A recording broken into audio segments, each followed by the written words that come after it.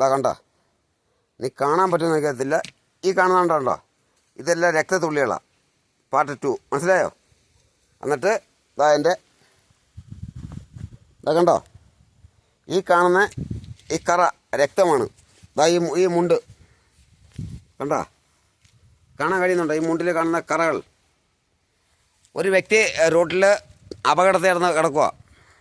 ഞാൻ ഒരു കല്യാണം കഴിഞ്ഞ് കാഞ്ഞത്തുമൂട് കല്യാണം കഴിഞ്ഞ് വരുന്ന സമയത്താണ് റോട്ടിൽ കിടക്കുകയാണ്. തല പൊട്ടി ഹെൽമെറ്റെല്ലാം പൊട്ടി പോയി കാറും അടിച്ച് ഇടിച്ച് കിടക്കുക. അവിടെ കുറച്ച് ആൾക്കാർ നിൽപ്പുണ്ട്. ഞാൻ ചെന്ന് റോട്ടിൽ നിന്ന് ആ വ്യക്തിയെ താങ്ങിയെടുത്ത് ബ്ലഡുകളായി. നിങ്ങളുടെ ഒരു വണ്ടി വിളി കൊണ്ടുപോകുന്നു. ഇപ്പോൾ ആംബുലൻസ് വരും, പോലീസ് വരും, കാറ് വിളിച്ചിട്ടുണ്ടോ എന്നിട്ട് അവിടെ കിടന്ന് അഭ്യാസം കാണിച്ചുകൊണ്ടിരിക്കുകയാണ് ഇത്.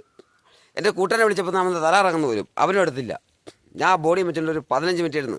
നിങ്ങൾ ഇച്ചിരി വെള്ളം കൂടും, അപ്പോൾ ഞരക്കമുണ്ട്, തല പൊട്ടിപ്പോയി, ബ്ലഡ് ഇങ്ങനെ. എന്താ സിംഗിൾ റോഡാണ്, എന്നാൽ പോലും റോഡിൻ്റെ സൈഡ് ഓടിയെത്തി.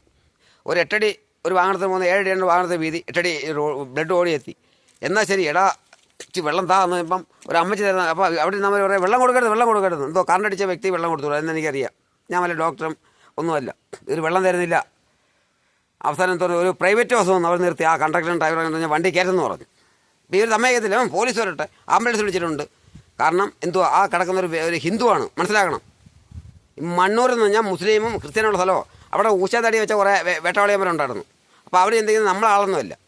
ഈ കിടക്കുന്ന ഹിന്ദുവാണ്, ഈ മുസ്ലിമല്ല, ഈ ക്രിസ്ത്യാനല്ല. അവനെന്തോ സംഭവം കിട്ടുന്നു. അവസാനം ദൈവഭാഗ്യത്തിന് ഒരു ആംബുലൻസ് വന്ന് അതിൻ്റെ പുറകെ ഈ ബസ്സേരേറ്റ് തൊട്ട് പുറകെ പോലീസുകാരൻ വന്നു. എന്നിട്ട് ഞാൻ പറഞ്ഞു, അമ്മ ഈ കിടക്കുന്ന വ്യക്തി പല വീട്ടിലെ ഒരു സഹോദരനായിരിക്കാം, ഒരു അമ്മയുടെ മക്കളായിരിക്കാം, ഒരു ഭർത്താവായിരിക്കാം, അല്ലെങ്കിൽ എന്തോ ഒരു മോനായിരിക്കാം. അവരെല്ലാം മനസ്സിലായിട്ടൊന്നും മിണ്ടുന്നില്ല. എന്തോ വല്ലവനും പ്രാന്ത് വന്നാൽ കാണാൻ ചന്തോ എന്ന് പറയത്തില്ലേ, അതേപോലെ രീതിക്കുള്ള അഭ്യാസം അവിടെ കാണിച്ചത് അറിയാമോ?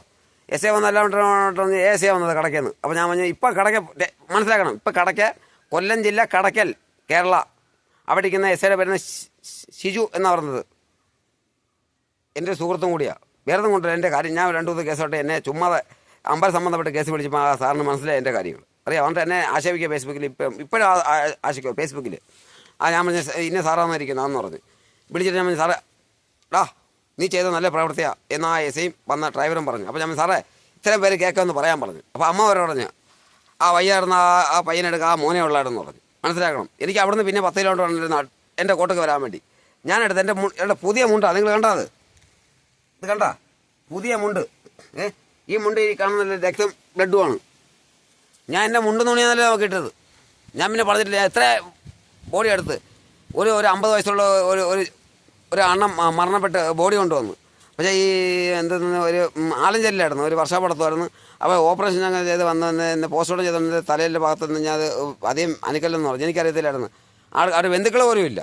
അത് ഇവിടെ തന്നെ 1000 എടുപ്പിച്ചാൽ ഞാൻ തലഭാഗം എടുത്ത്. എനിക്കറിയത്തില്ലായിരുന്നു. ഒരു 11 മണിയായി. പക്ഷേ അവസാനം പോസ്റ്റ്മോർട്ടം ചെയ്ത വലിയ ബ്ലഡ്, എൻ്റെ ഉടുപ്പും ഡ്രസ്സും മൊത്തം ബ്ലഡായി. ഞാൻ അങ്ങനെ ഇത് ബോഡി കൊണ്ട് കിടന്ന് ഞാൻ നിൽക്കുക. അവിടെ കുറച്ച് സ്ത്രീകളുള്ള ബന്ധുക്കൾ വരണം. ഞാൻ കുറച്ച് നേരം ഇങ്ങനെ നോക്കിയപ്പോൾ ഈ വന്ന വണ്ടിക്കാരുമില്ല, ആരുമില്ല, കുറവായി. എനിക്ക് ബോഡി എടുക്കുന്നതോ മരണപ്പെട്ട ഏത് ബോഡി എടുക്കുന്നത് എനിക്ക് വിഷയമൊന്നുമില്ല. എന്നിട്ട് എന്നെ ആക്ഷേപിക്കുമോ? ഞാൻ പിന്നെ ഒരേ പറഞ്ഞു, ഞാൻ തമാശയാണ് പറഞ്ഞില്ലേ. ഞാൻ ഇപ്പോൾ ഒരു വീഡിയോ ഇടുന്നുണ്ട്. ഞാൻ അമ്പലക്കാരെല്ലാം കൊണ്ട് കഴിഞ്ഞപ്പോൾ ഞാൻ ആർസാർ എന്നെ വെട്ടിക്കൊണ്ടിരിക്കുക. കാവ് സംരക്ഷിക്കണം എന്നാണ് കേന്ദ്രം പറഞ്ഞേക്കുന്നത്. കാവ് ഇപ്പോൾ ചെയ്യുന്നില്ല. നാട്ടിൽ പന്നി ഇറങ്ങുന്നത് എന്തുകൊണ്ടോ?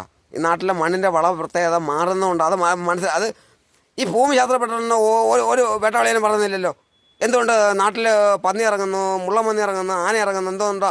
അത് മണ്ണിനൊരു പ്രത്യേക സ്മെല്ലുണ്ട്.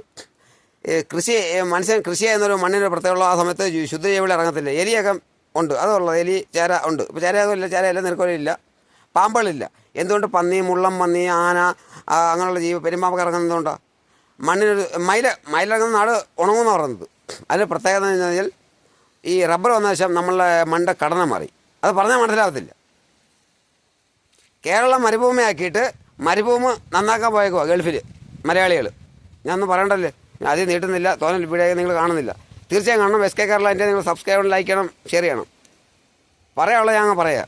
എനിക്ക് വേറെ ഒന്നുമില്ല. ഞാൻ ജോലി ചെയ്താൽ ജീവിക്കുന്നത്. നിങ്ങളറിയത്തില്ല. ജോലി ചെയ്ത് ജോലിക്കാൻ പോകുന്നത് 4 വർഷമായിട്ട് ഞാൻ കിളയ്ക്കാൻ പോവാം. വീടേ പട്ടിണിയായി അറിയാമോ? എന്നാലും ഇപ്പോൾ ഞാൻ കിളച്ചാൽ ജീവിക്കും. അതാണ് എസ് കെ.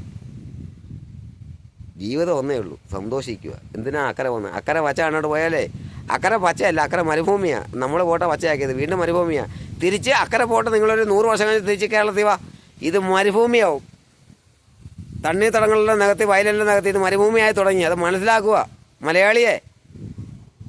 എൻ്റെ സ്വന്തം വരും തലമുറയൊക്കെയെങ്കിലും നിങ്ങളൊന്ന് സപ്പോർട്ട് ചെയ്യുക. എനിക്കതേ പറയാനുള്ളൂ. ഓക്കെ, സ്നേഹത്തോടെ നിങ്ങളെ സ്വന്തം SK കേരള ഇന്ത്യ. ഉണ്ടോക്കെ ഞാനുണ്ട്. പറയുന്നതെല്ലാം തമാശയായിട്ട് കരുതിയാൽ മതി. കാര്യമുള്ളത് മാത്രം തിരഞ്ഞെടുത്താൽ മതി. ഓക്കെ.